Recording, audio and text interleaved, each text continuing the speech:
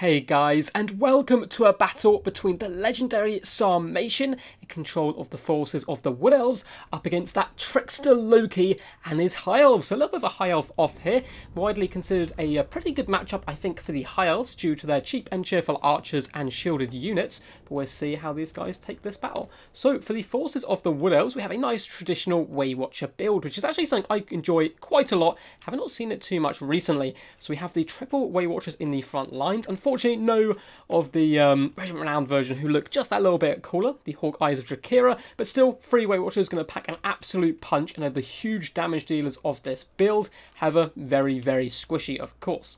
Now for his main battle line, we have Eternal Guard dotted around. These guys will hold for a reasonably long time, can trade well with Spearmen and so forth, and also help pin in Cavalry, which is their main bonus over Dryads. Dryads much bigger damage dealers, but at the same time can get run over very quickly.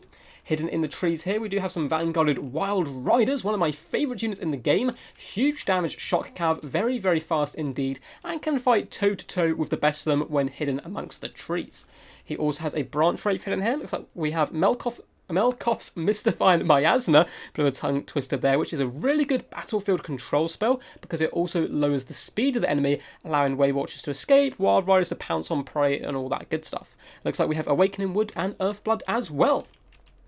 As you can see, nice dotted formation, quite spread out, as over on this left-hand flank, we actually have a Waystalker firing off one of his arrows off Kurnos, as well as the Glade Lady, of course, coming in with the net ability, the Prey of Enough Rama, and as well as an Arrows of Kurnos as well. I really like these guys as a pick, as the arrows can deal very effectively with Eel Claw bolt throwers. We do have some Wild Riders in Deep Reserve over on this left-hand flank as well, protecting these guys, and one more unit of Wild Riders in Deep Reserve. These guys are the shielded variety, as you can see, and they just look so badass. It is ridiculous. Going to be very, very key in this battle as well to both protecting the WayWatchers and dealing with this huge High Elf army that is marching towards them. So now for the forces of Loki and the High Elves, we have Cheap and Cheerful Chaff, which is always good to take up against the Wood Elves. We have Spearmen in the front lines. Looks like these guys are chevroned up as well, which will help them hold a little bit longer and deal more damage to those Eternal Guard. We have Lothran Sea Guard on either flank, and sandwiched in between them are triple archers here, which is a really nice formation, very powerful and tight.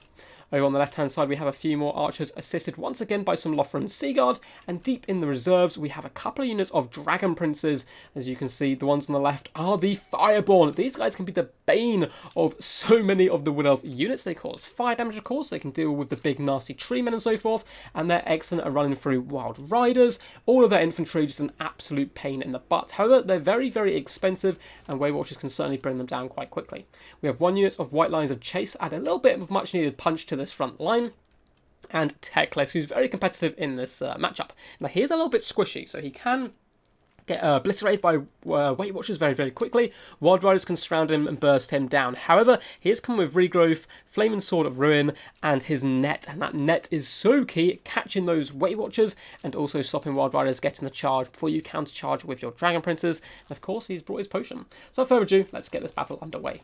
So it's like the WayWatchers have scooted up a little bit, getting one or two really tasty volleys off onto these archers who've taken a little bit of a pounding here. They still have most of their models left and can return fire quite effectively. WayWatchers managed to disappear back into the tree line though.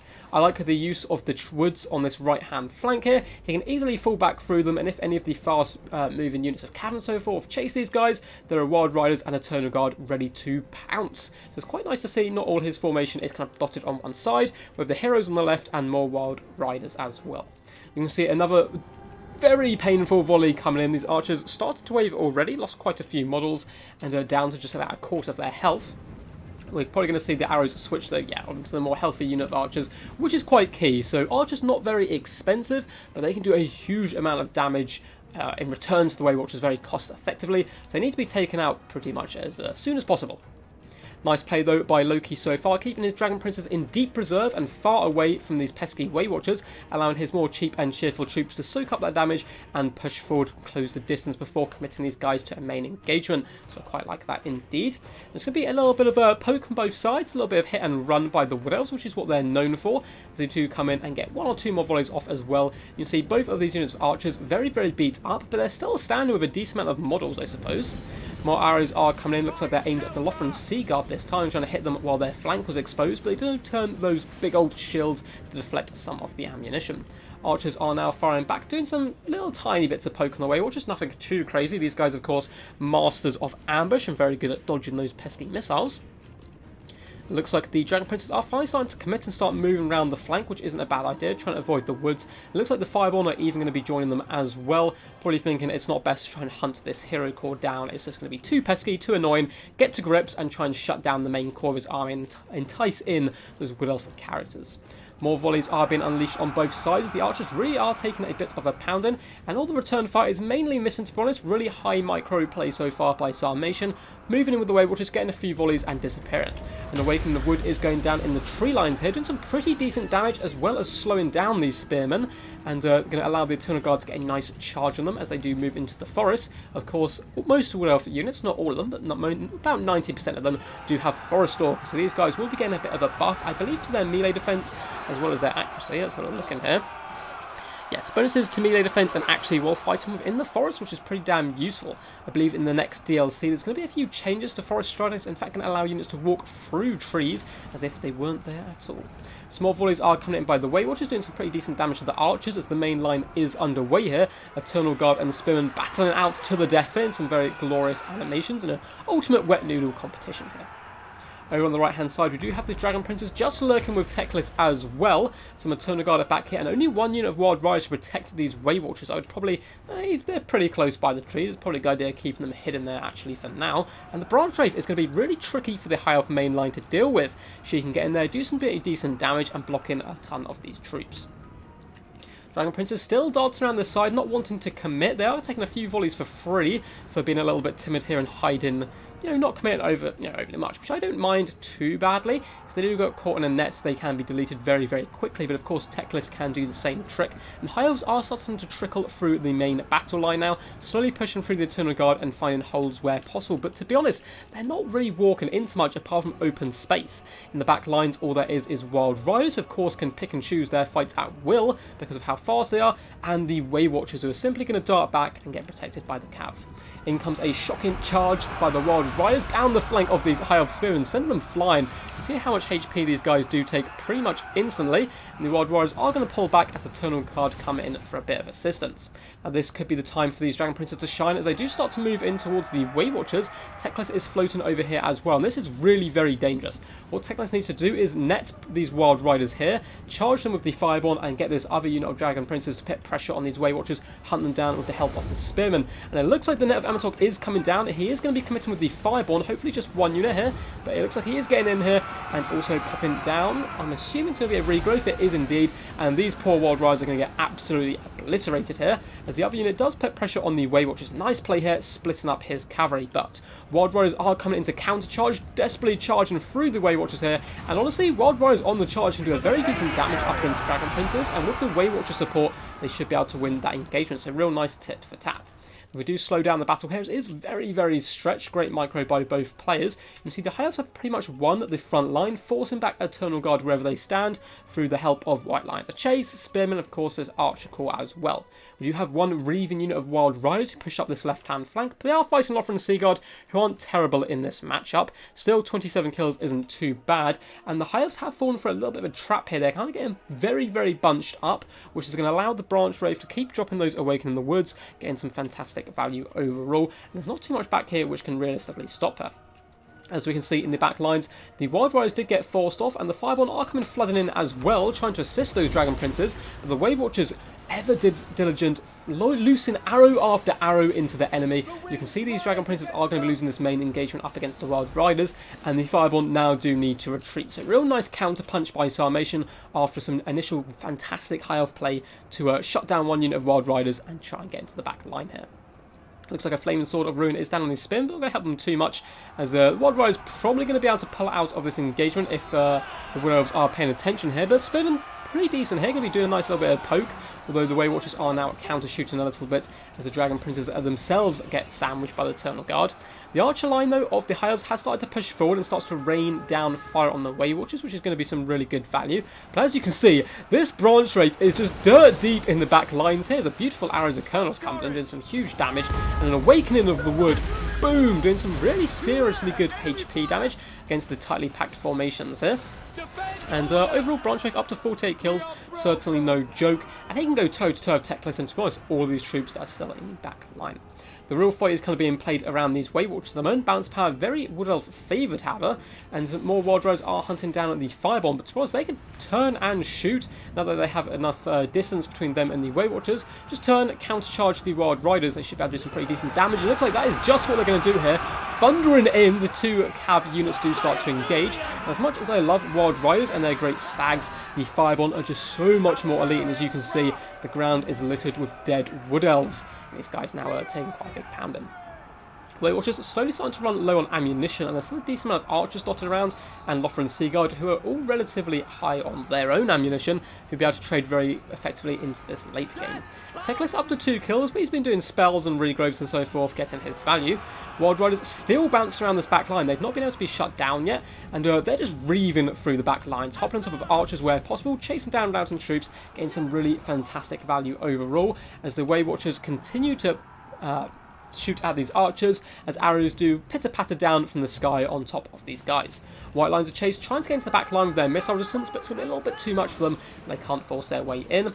One brave last Dragon Prince does charge into glorious combat here. Looks like he's slaying a WayWatcher on the charge, and then is filled by about 20 armor-piercing arrows, and does unfortunately fall. Another Awakening Woods going down, getting so much good value from that Branch Wraith as the Waystalker is slowly starting to move up into combat range. Wild Riders still doing a great job bouncing around the back here, and as there is no Dragon Princes left to protect this back line, these guys pretty much have free reign. There is some nice counter skirmish going on by the High Elves overall, but the Wood Elves certainly have their foot on the gas here, and I think are taking the game by the scruff of its neck. Even the Glade Lady is starting to get engaged in combat, up to 78 kills now, which is very, very impressive, and she is no pushover in combat herself. She'll certainly be able to go toe-to-toe Teclis if he doesn't drop his potion. Looks like a fat regrowth coming down on the Fireborn, getting some really good mileage and value out of these guys so far. So they're going to be charging down, trying to drive off those Wild Riders. But Sarmation, fantastic play here, using the Wild Riders and literally taking them to the edge of the map. They're faster than the Dragon Princes, they can drag these guys away from the main line, and the Dragon Princes are certainly needed here more than the Wild Riders are. So good play overall from the Wood Elves. It looks like the backline has been completely cleared up. WayWatcher's very, very low on ammunition now. Some of them only have 2 free volleys, not much at all. Lothar and Seaguard trying to trade, but the High Elves really need to regroup here, try and rally some of these forces with Teclis, and pick on these isolated Wood Elves who are relatively thinly stretched here. We do have the WayWatcher core, but of course only a couple of volleys left on those guys, and then there's just some Eternal Guard dotted around, and of course the heroes. The Branch Wraith up to 84 kills now, certainly paying for herself as she stomps angrily after these Lothar and Seaguard, but decides to pull back to the safety of the woods as more archer fire does come in. Another fantastic strike here as well, trying to break the leadership of these archers, but looks like they're going to be holding firm for now. Balance of power has started to become a little bit more even here, coming into the late game, as of course the ammunition does start to waver, and ammunition does actually pay a pretty heavy price in the balance of power. Eternal Guard charging gloriously here, but unfortunately the Lothar and Seaguard are also relatively fast, so it's going to be a little bit of a Benny Hill chase, and all the while Lothar and Seaguard are going to be loosing arrows into their flanks. Over the back line, oh no, the Fireborn somehow managed to catch the Wild Riders here, which is really bad for these guys. They are going to be falling back into the trees. Perhaps actually that was a cycle charge by the Wild Riders, which wouldn't be the worst situation, but Teclis is here, and if he has a net ready, this could be pretty devastating to these Wild Riders who really do not want to fight here. And Wild Riders in this late game are so good at mopping and clearing up troops, and most of them have been taken offline, so keeping this unit alive could be pretty key. Fireborn lancing 1 or 2 of these guys, but looks like for the most part they're going to be able to escape, bounding through the trees with their added speed. Of course, these guys are the masters of the forest. Teclis desperately trying to catch up with the Fireborn though, and it does look like we have a spell coming down, and it is in fact the net of Amantok. Unfortunately, these Wild Riders are caught. It looks like a counter spell is coming in, which is the Prey of Enough Rama. Oh no! Oh, the regrowth is coming down on these guys, healing them up. Unfortunately, that prey was a tiny bit too delayed there, and they did manage to catch the Wild Riders, so even though they're netted, they should be able to poke their guys with those long lances, as well as Teclis obviously getting in here and doing the business. So nice attempt there to rescue the Wild Riders, but a tiny bit too late there. These guys are going to be getting driven off.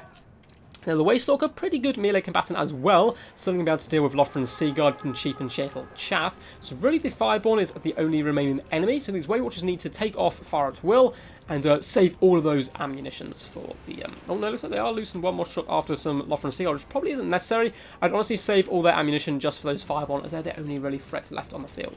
We're going to speed it up a little bit now, as it looks like it's mainly going to be a chase game here. As Waystalkers do hop on top of the Lothran Seaguard, and the Glade Lady and Waywatchers going into glorious combat, driving back all the forces of the High Elves. The balance of power, though, still dead even, but if these Fireborn do go down, with a nice Awakening Wood there as well, slowing these guys down and slowly getting dragged down by the Branch Raven. In comes those big volleys by the Waywatchers here, doing some okay damage. They are kind of firing up and down. A beautiful prey of enough Rama does come in, and some of these guys still have volleys left.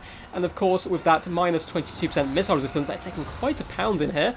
In comes the Glade Lord and the Branch Raven, trying their best to drag down these elite warriors who once rode upon mighty dragons, but unfortunately now have to settle for steeds, regardless of how cool they look.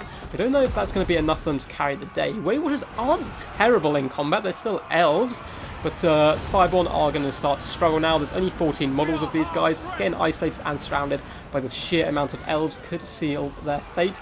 As Waywatchers draw their swords here and charge in. Reminded me a lot of the Helm's Deep battle, where Aragorn leads the elves to charge to save Gimli and fill in the breach. Glorious action as the Fireborn desperately try to hold the line down. It's just 10 models though, and 690 health. Things can be a little bit too little too late. Teclis is thrown in there as well, but army loss is set in, and a Pyrrhic victory for the Wood Elves. A fantastically tactical game, so let's break down their builds a little bit. And well played to both Sarmatian and Loki, and a massive shout out to the mighty Sarmatian, one of my favourite Wood Elf players. He's been around since I hopped into the game.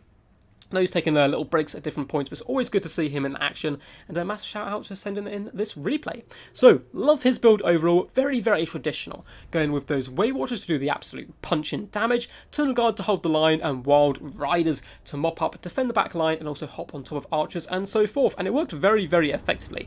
MVP really was that Branch Wraith though. The High Elves unfortunately got into the trap, which can often happen as games do develop, to getting quite bunched up, and those Awakening Woods did huge burst damage, just over the course of the whole game, racking up 104 kills and being a general menace in the night. However, of course, Waywatchers really do come in with some huge damage. Now, for the Forces of Loki, I actually really like his build versus the Wood Elves here. Dragon Princes, yes, they're expensive and they can be sniped out, but they can deal with large entities relatively effectively, especially the Fireborn, and can countercharge Wild Riders, as we saw multiple times. Loads of cheap and cheerful archers, again, very effective, and cheap and cheerful spearmen, so he did do a good job overall. Really nice play with Teclis and his nets, which actually allowed them to delete 2 units of the Wild Riders, one in the late game and one in the mid game, and also allowed them to put a bit more pressure as well on the back line. But fantastic game management overall by Sarmatian allowed him to win the day. So hope you guys did enjoy. If you did, please do consider giving the video a big old thumbs up. It super helps out. And if you like Total War Warhammer content, feel free to subscribe. It's an exciting time to get into the channel, as we have all the glorious DLC stuff on the way. Now, we are going to be having a stream tonight at 6:30 PM British summertime, so in quite probably about 3 hours from now. I'm not quite sure when this is being recorded, and it's going to be a nice little fun tournament for you guys, so it should be some good interesting stuff. Anyway guys, if you want to see your videos on my channel, feel free to join my Discord, link just down below. I do have a channel on there if you want to just talk to a load of cool guys, or submit replays, get involved in tournaments and all that good stuff. But anyway guys, enough rambling from me. Hope you did enjoy. Peace, and as always, stay awesome.